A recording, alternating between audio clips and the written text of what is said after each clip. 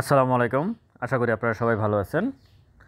Index আলোচনায় যদি বলি, আজকের 29 পয়েন্টের মতো ইন্ডেক্স মাইনাস করছে আজকে, যেটা ভয়ঙ্কর একটা বিষয়। আপনারা গ্রাফসের দিকে তাকালেই বুঝতে পারতেছেন পরিস্থিতি কতটা ভয়াবহ। 359 কোটি টাকার লেনদেন, অ্যাডভান্স 103টা, ডিক্লাইন 232, আনচেঞ্জ 59টা। আপনারা এখন কোনো মার্কেটে এই মুহূর্তে কোনো টেকনিক্যাল বিষয় আর খুঁজে পাবেন না মার্কেটের। আসলে মার্কেটে কোনো টেকনিক্যাল বিষয় নাইও, সেটা আমি মনে করি এইখান থেকে একটা শিক্ষা নেওয়ার দরকার আছে আপনাদের। যারা অনেক বেশি টেকনিক্যাল অ্যানালাইসিস করে স্টকে এন্ট্রি নেন, তাদের জন্য এটা একটা শিক্ষণীয় বিষয়। মার্কেট আপনার সাথে সবসময় এরকম আচরণ করবে, এটাকে মাথায় নিয়ে মার্কেটে টিকে থাকতে হবে। হ্যাঁ, হয়তো এখান থেকে বাড়তে পারে, সেটা অন্য বিষয়, কিন্তু আচরণটা এমনই হবে। প্রিভিয়াস ডেগুলোতে এভাবে আচরণ করছে। সুতরাং যত বেশি টেকনিক্যাল অ্যানালাইসিস করতে যাবেন, তত বেশি আপনি বিধ্বস্ত হওয়ার সম্ভাবনা আছে। এই যে এখানে গ্রাফ যে পড়ছে প্রায় 100-150 পয়েন্টের মতো মাইনাস হয়ে গেছে ইন্ডেক্স অলরেডি। সবচেয়ে বেশি ক্ষতিগ্রস্ত হয়েছে ট্রেডার, যারা ট্রেডিং স্টকে এন্ট্রি নিয়েছে, নাম সর্বস্ব কোম্পানিতে এন্ট্রি নিয়েছেন, তারাই সবচেয়ে বেশি ক্ষতিগ্রস্ত হয়েছে। যারা ভালো ভালো ডিভিডেন্ড বেজ স্টকে এন্ট্রি নিয়েছেন, ওনাদের টাকাগুলো কিছুই হয় নাই, যেটা যেখানে আছে সেটা সেখানে আছে। হয়তো প্রফিট হয় নাই, কিন্তু মূল টাকাটা নষ্ট হয় নাই। আর যারা ট্রেডিং খুব দ্রুত প্রফিটের আশায় এন্ট্রি নিয়েছিলেন, তারা সব কিছু হারিয়েছেন। যাই হোক, টপে যদি আমি বলি, progressive life, SPCL, delta spinning, Heidelberg cement, ঘুরে ফিরে কিন্তু টপে কিন্তু এই ধরনের স্টকে থাকতেছে। আবার লুজারে বিএসআরএ, আর প্রিমিয়ার সিমেন্ট, বিডি ফাইন্যান্স, আর উত্তরা ব্যাংক। উত্তরা ব্যাংকের বিষয় হচ্ছে, উত্তরা ব্যাংক আজকে 21% কমছে, কারণ তার রেকর্ড ডেটের পরের দিন ছিল, নো লিমিট প্রাইস ছিল। উত্তরা ব্যাংক নিয়ে আমি একটু বলতেই চাই, সেটা হচ্ছে উত্তরা ব্যাংক 19 টাকা 20 টাকা সম্ভবত আজকে 21 টাকা বা 20 টাকা এরকম ক্লোজ করছে আজকে সে 21% কমে গেছে, কিন্তু সে 35% ক্যাশ এবং স্টক ডিভিডেন্ড দিয়েছে। উত্তরা ব্যাংকে কেউ যদি নভেম্বর মাসে এন্ট্রি নিয়ে থাকে, নভেম্বর ডিসেম্বর এই সময়, এই গ্যাপের ভিতরে, গত বছরের নভেম্বর এবং ডিসেম্বর এই গ্যাপের ভিতরে যদি কেউ উত্তরা ব্যাংকে এন্ট্রি নিয়ে থাকে, যখন আমি ভিডিও দিয়েছিলাম 23 টাকা না কত টাকা ছিল, ওই গ্যাপে যদি আমার ভিডিও আছে প্রিভিয়াস ডেগুলোতে উত্তরা ব্যাংক এবং ইবিএল নিয়ে। উত্তরা ব্যাংক নিয়ে আমি পরপর মনে হয় 2-3টে ভিডিও দিয়েছিলাম আপনাদেরকে, তখন বলেছিলাম যে স্টকটা খুবই ভালো। ওই সময় যদি কেউ শেয়ারগুলো উত্তরা ব্যাংক কিনে থাকে, তাহলে আজকে যে 21% পড়ছে উত্তরা ব্যাংকের, এটা বাদ দিলেও সে 35%-এ প্রফিট করছে।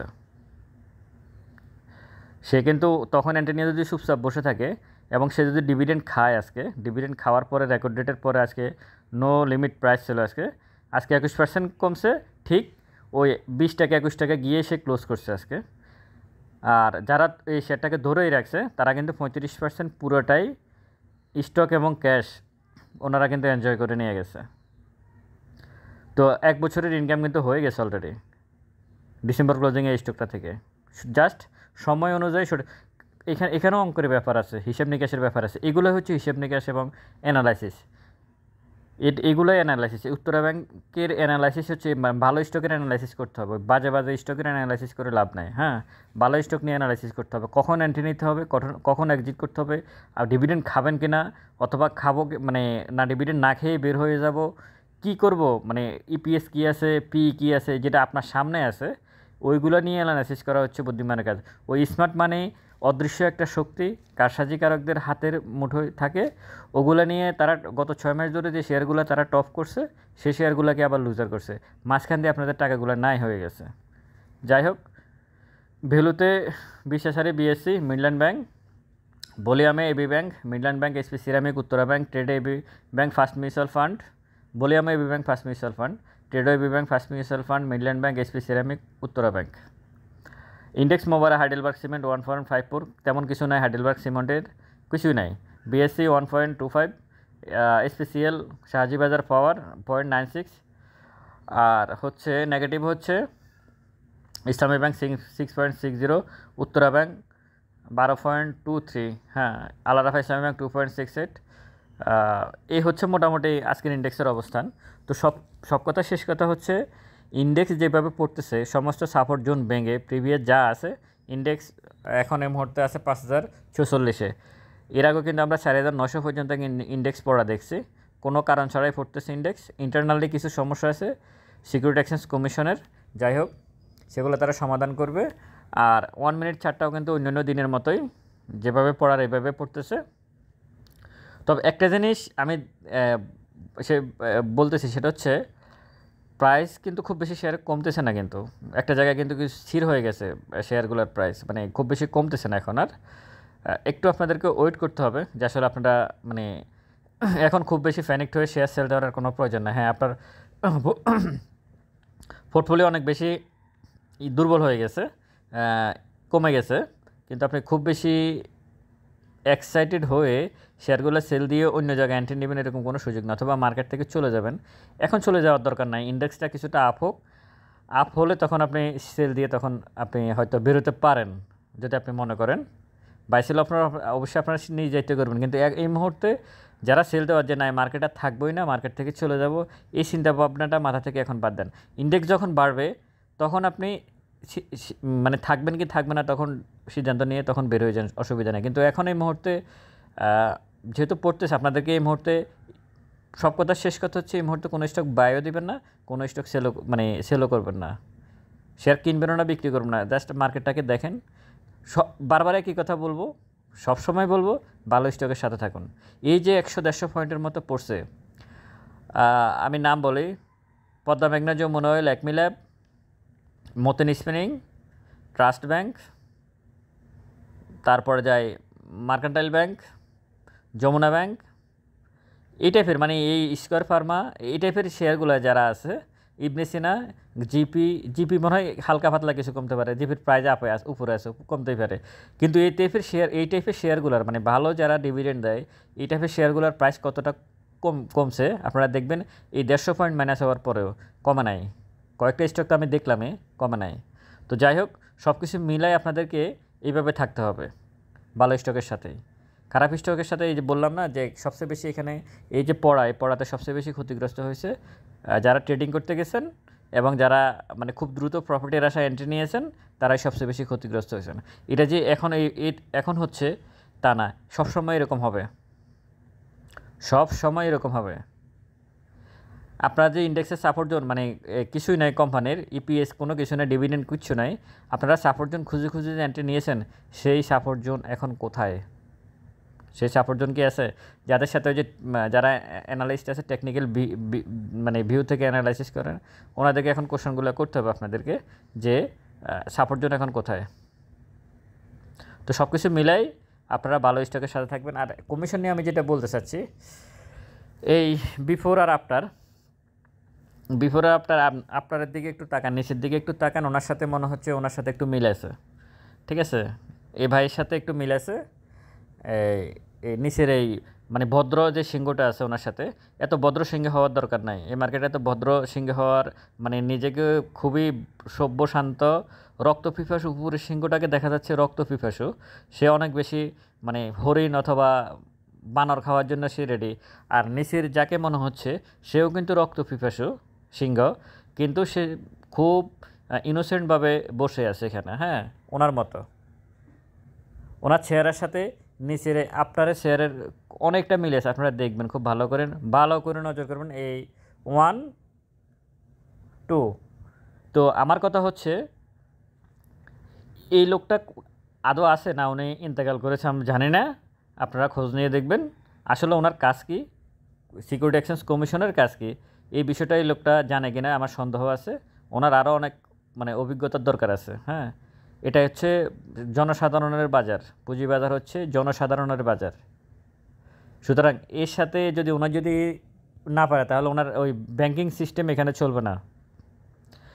উনি ব্যাংকে চাকরি করে আসছে, ব্যাংকিং সিস্টেম 9টা থেকে 5টা পর্যন্ত কোটটাই পরে ঘাড়ি করে অফিসে গেল আর এখান থেকে চলে আসলো, ওই বিষয়টা পুঁজিবাজারে চলবে না। পুঁজিবাজার হচ্ছে জনসাধারণের মার্কেট, এখানে লুঙ্গি পরা একটা লোক থাকতে পারে আর একজন সচিবও থাকতে পারে, প্রত্যন্ত গ্রামের একটা কৃষকও এই পুঁজিবাজারের সাথে জড়িত থাকতে পারে, আবার একজন সরকারের উচ্চপদস্থ সচিবও এটার সাথে জড়িত থাকতে পারে। ওইভাবে মার্কেটে ওনাকে আচরণ করতে হবে, উনি সেই আচরণটা করে নাই। উনি শুধু জরিমানা মিটিং এই দুটো নিয়ে আসে, ওনার মাথায় এই দুটাই কাজ করতেছে, জরিমানা করতে হবে, 1 টাকাও আদায় করা যাবে না। আর শুধু মিটিং করতে হবে, উন্নয়নের জন্য শুধু মিটিং করতে হবে। মার্কেট এখান দিয়ে আমি দেখলাম একজন আমার গ্রুপে একটু আগে পাঠালো, একজন বিনিয়োগকারী, কতটুকু সত্য মিথ্যা জানে না, হয়তো আসবে নিউজে পরবর্তীতে, আত্মহত্যার চেষ্টা করছে একজন বিনিয়োগকারী। তো আমার কথা হচ্ছে এইভাবে এই মার্কেটকে ধ্বংস করার কোনো কারণ নাই।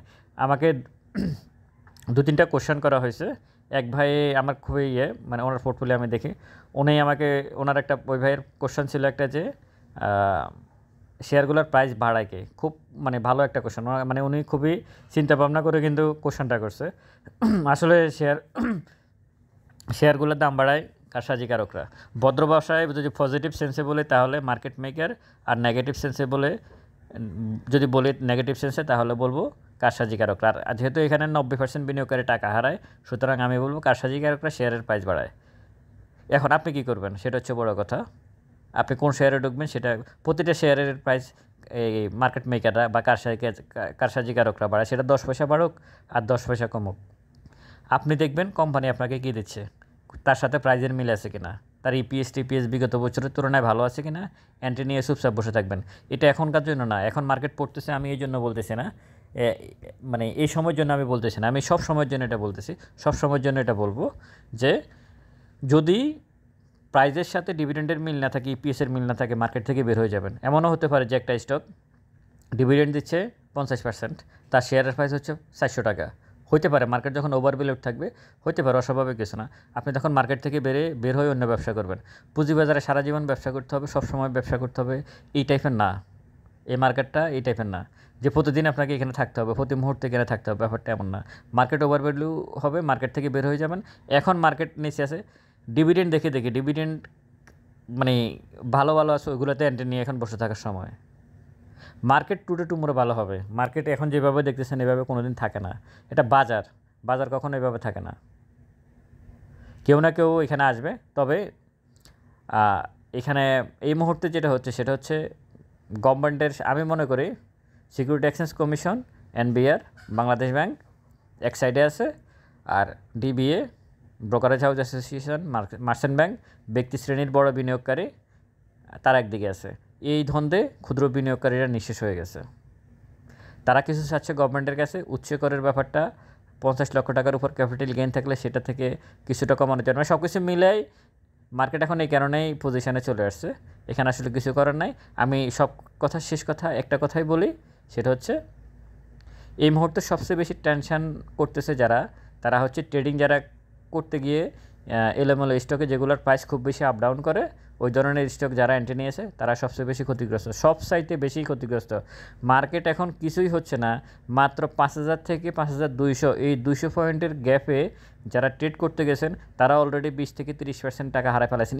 এই গ্যাপেই হারায় ফেলাইছেন। তাহলে লাভ কী হলো? ভালো স্টকের সাথে থাকুন। দাম বাড়ার দরকার নেই, দাম যখন বাড়ার সময় হবে, আমাদের মার্কেটে যখন দাম বাড়ে তখন সব শেয়ারের দাম বাড়ে, সেটা ভালো খারাপ কোনো কিছু মানে না। আবার যখন পড়ে তখন সব শেয়ারের দাম পড়ে। কিন্তু আপনাকে দেখতে হবে কোম্পানির সাথে, আপনার কোম্পানির ডিভিডেন্ড সাথে প্রাইজের মিল আছে কিনা, ফিটা ঠিক আছে কিনা, রিজার্ভ আছে কিনা, লোন আছে কিনা, এগুলো অ্যানালাইসিস করতে হবে। অ্যানালাইসিস ওই মার্কেট। আর একটা বিষয়, আর একটা কোশ্চেন ছিল আমার কাছে যে বিভিন্ন গ্রুপ থেকে বলা হচ্ছে, মেসেজ দেওয়া হচ্ছে যে এটা কিনেন ডাবল হবে, ওটা কিনেন 3 গুণ হবে, 4 গুণ হবে। এটা আসলে একটা চক্র আছে, ঠিক আছে? সবাই তার সব রকমভাবে কাজ করে না। আপনারা সব যারা অ্যানালাইসিস করো সবাই ভালো, এর মধ্যে কিছু দুষ্ট চক্র আছে, তারা নিজেরা শেয়ার কিনে। এটা আপনাদেরকে বলি, সবার সাথে আপনারা আসলে করবে না। স্পেসিফিক কোনো স্টক যদি বলে আপনাকে কেনার জন্য, এবং সেটা যদি কিছুই না থাকে, কিছুই নাই, কিন্তু আপনাকে কিনতে বলতেছে, আপনি সন্দেহ চোখে দেখবেন, দেখা গেছে ওই শেয়ারটা ওই লোকই কিনে রাখছে, উনিই কিনে রাখছে বা ওনার একটা গ্রুপ কিনে রাখছে, আপনাকে ধরাই দিচ্ছে, আপনি কিনতেছেন আর ওরা ওই দিক দিয়ে সেল দিচ্ছে। তো সুতরাং যখন যে যাই বলে তখন এটাকে মানে সেটাকে বিশ্বাস করার কোনো কারণ নাই। যখন যে যাই বলবে সেটাকে বিশ্বাস করার কোনো কারণ নাই। সব কিছু মিলে আপনারা সাবধানতা অবলম্বন করবেন। আর যেহেতু ইন্ডেক্স এই মুহূর্তেও নিচের দিকে আছে, আপনারা আসলে অবজারভেশনে রাখবেন মার্কেটটাকে। এই মুহূর্তে কোনো বাই অথবা সেল নয়। ভালো থাকবেন সবাই। ভিডিওটা ভালো লাগলে শেয়ার করবেন। আসসালামু আলাইকুম।